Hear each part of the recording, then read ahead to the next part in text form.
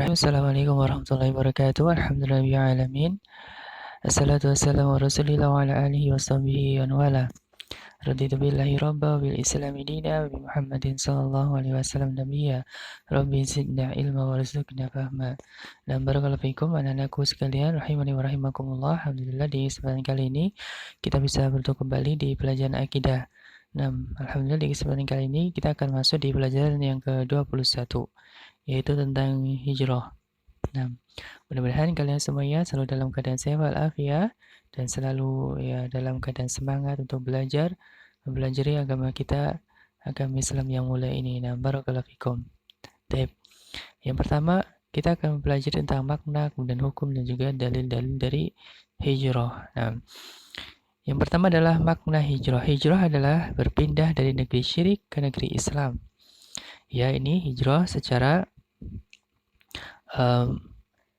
maknawi, secara hissi ya. Nah, secara hissinya, adalah berpindah dari negeri syirik ke negeri Islam. Jadi secara jasadnya dia berpindah dari negeri yang penuh ya dengan kemaksiatan ya, yang di situ adalah negeri-negeri kafir, berpindah ke negeri Islam ya.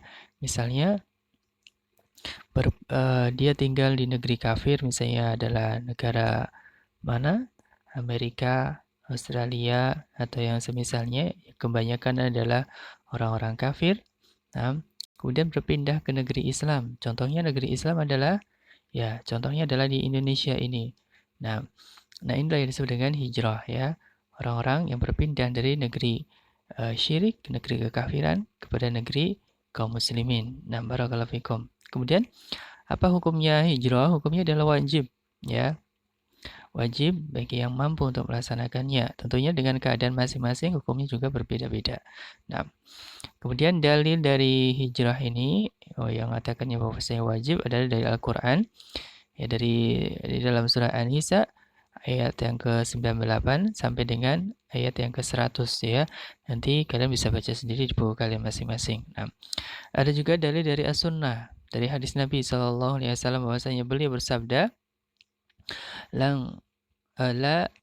tanqati'ul hijratu hatta tanqati'ul taubah wa la tanqati'ul taubah hatta tatlu asy-syamsu min maghribiha.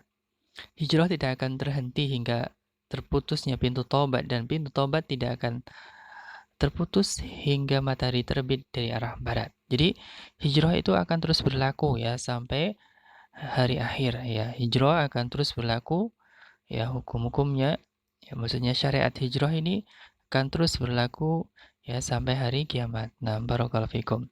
Kemudian apa tujuannya hijrah? Hijrah itu bertujuan untuk berpegang teguh dengan perintah-perintah Allah dan untuk dalam rangka menjauhi larangan-larangan Allah. Ini tujuan hijrah ya. Adalah untuk ini ya. Intinya tujuan hijrah adalah untuk menegakkan syariat ya, syariat Islam ya pada diri seorang tersebut ya.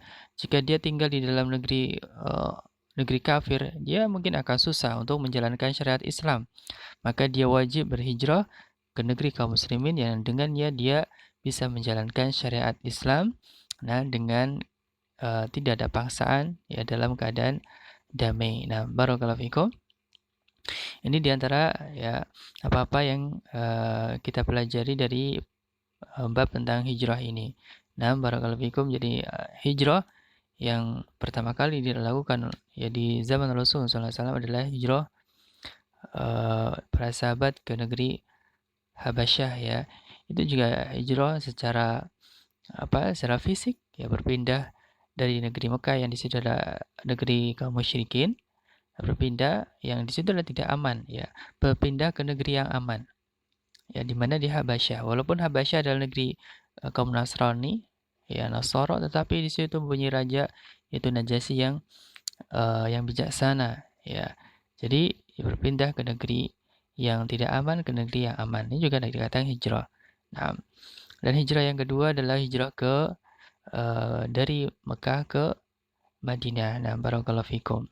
Ini diantara perkara yang mungkin perlu kita ketahui bersama. Kemudian Ini ada makna hijrah ya.